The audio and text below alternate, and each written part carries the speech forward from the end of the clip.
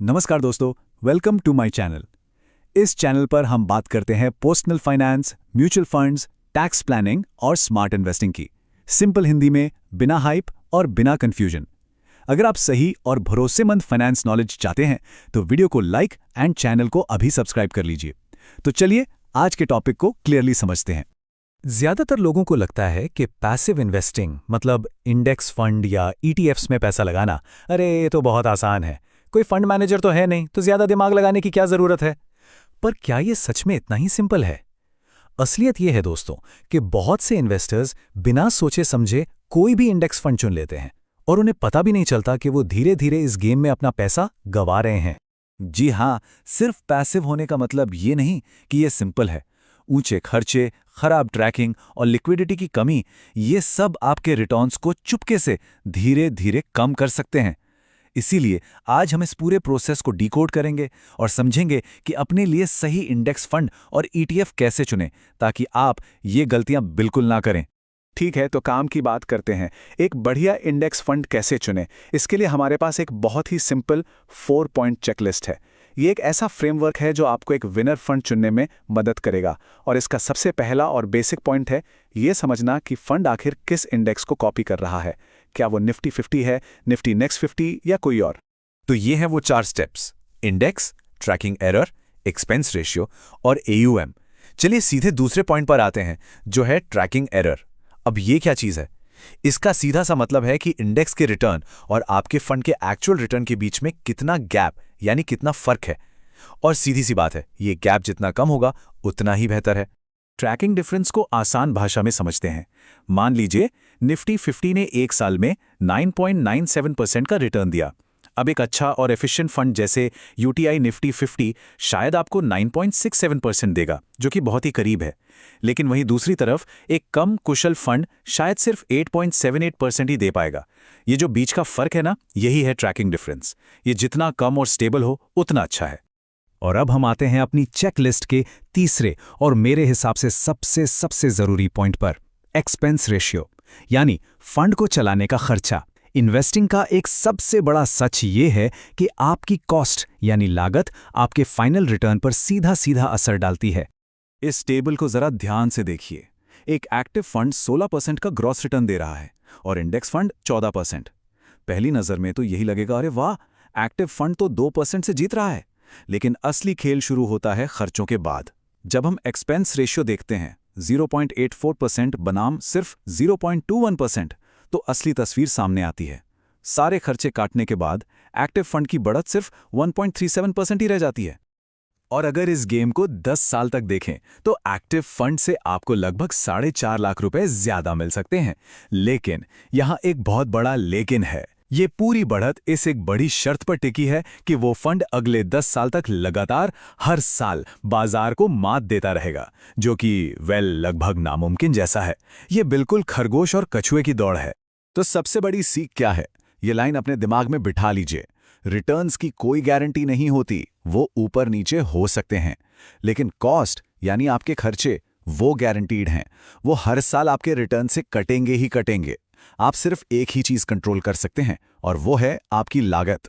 हमारी चेकलिस्ट का आखिरी पॉइंट है एयूएम यानी एसेट अंडर मैनेजमेंट, या सिंपल भाषा में फंड का साइज। देखिए, यहां साइज सच में मैटर करता है।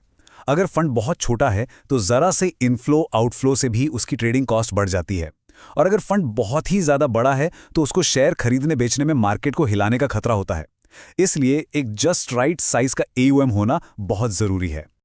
चलिए इंडेक्स फंड्स की दुनिया से अब ईटीएफ्स की तरफ चलते हैं। यहां पर गेम थोड़ा और इंटरेस्टिंग हो जाता है। ईटीएफ्स में सिर्फ फंड का मैनेजमेंट ही नहीं, बल्कि मार्केट में आपकी खरीदने और बेचने की काबिलियत यानी आपका एग्जीक्यूशन भी उतना ही जरूरी हो जाता है।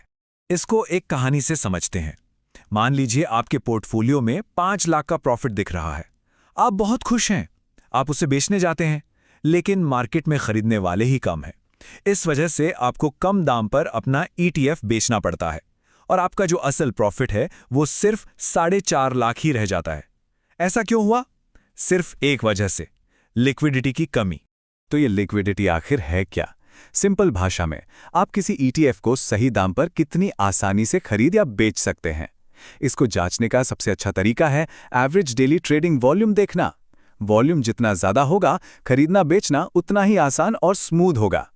अब आते हैं ETFs के एक ऐसे जरूरी फैक्टर पर जिसे ज्यादातर लोग पूरी तरह से नजरअंदाज कर देते हैं, और वो है मार्केट प्राइस और उसकी असली वैल्यू, जिसे हम INAV कहते हैं, उसके बीच का अंतर। चलिए इसको एक असल दुनिया के उदाहरण से समझते हैं कि जब किसी ETF का मार्केट प्राइस उसकी असली वैल्यू से भटक जाता है तो क्या होता है। कुछ साल पहले सिल्वर ETFs के साथ कुछ ऐसा ही हुआ था। हुआ ये कि उस समय सिल्वर की डिमांड अचानक से बहुत बढ़ गई और सप्लाई थी कम। इसका नतीजा, कुछ सिल्वर ETFs का मार्केट प्राइस उनके अंदर मौजूद चांदी की असली कीमत से कहीं ज्यादा हो गया। लोग ज्यादा दाम पर ट्रेड कर रहे थे, बिना ये जाने कि वो क्या खरीद रहे हैं। सोचने वाली बात तो यह है कि निवेशक उसी चांदी के लिए ज्यादा पैसे क्यों दे रहे थे। जवाब बहुत सिंपल है, क्योंकि वो सिर्फ स्क्रीन पर दिख रहे प्राइस को देख रहे थे, ETF की असली वैल्यू यानी INAV को नहीं। वो अनजाने में महंगा सौदा कर रहे थे। तो ये INAV आखिर है क्या? इसका पूरा नाम है इंडिकेटिव नेट एसेट वैल्यू। ये किसी भी ETF के अंदर मौजूद सारे एसेट्स की रियल टाइम यानी बिल्कुल लाइव फेयर वैल्यू है। ये खरीदने या बेचने से पहले आपके लिए एक तरह का सैनिटी चेक है, जो आपको बताता है कि आप सही दाम दे रहे हैं या नहीं। और सबसे अच्छी बात क्या है, आप इसे खुद लाइव चेक कर सकते हैं। बड़ा सिंपल है। स्टेप 1, AMC की वेबसाइट पर लाइव INAV देखिए। स्टेप 2, फिर एक्सचेंज पर ETF का लाइव मार्केट प्राइस देखिए। और स्टेप 3, दोनों को कंपेयर कीजिए। आपको तुरंत पता चल जाएगा कि आप प्रीमियम दे रहे हैं, डिस्काउंट पर खरीद रहे हैं या फिर एक फेयर प्राइस पर सौदा कर रहे हैं। जैसे यहां देखिए, मोतीलाल ओसवाल NASDAQ 100 ETF का INAV दिख रहा है 229.36 रुपीस। अब आप NSE पर इसका लाइव प्राइस देखिए। अगर वो इसके आसपास है तो मतलब डील सही है, लेकिन अगर बहुत ज्यादा है तो आप प्रीमियम दे रहे हैं। तो चलिए सब कुछ एक साथ समेटते हैं। ये है हमारी फाइनल पैसिव इन्वेस्टिंग चेकलिस्ट। सबसे पहले इंडेक्स को जानें, फिर ट्रैकिंग एरर चेक करें, हमेशा कम एक्सपेंस रेशियो की मांग करें, एक सही साइज का AUM देखें, ETF के लिए हाई लिक्विडिटी यानी वॉल्यूम को वेरीफाई करें, और सबसे जरूरी, हमेशा INAV को मार्केट प्राइस से कंपेयर करें। और आखिर में अपने आप से ये सवाल जरूर पूछिए, क्या आप सिर्फ एक फंड चुन रहे हैं या आप एक सोची समझी सटीक रणनीति को लागू कर रहे हैं? क्योंकि दोस्तों, पैसिव इन्वेस्टिंग में यही छोटी छोटी डिटेल्स ही लॉन्ग टर्म में जमीन आसमान का फर्क पैदा करती हैं। तो दोस्तों, ये था आज का वीडियो। अगर आपको ये इन्फॉर्मेशन वैल्यूबल लगी हो तो लाइक जरूर करिए। आपका एक लाइक मुझे और ऐसे इन्फॉर्मेटिव वीडियोस बनाने के लिए मोटिवेट करता है। अगर कोई डाउट, सजेशन या ओपिनियन हो तो कमेंट में जरूर लिखिए। इस वीडियो को शेयर करिए उन लोगों के साथ जो अपने पैसों को सही डायरेक्शन में इन्वेस्ट करना चाहते हैं।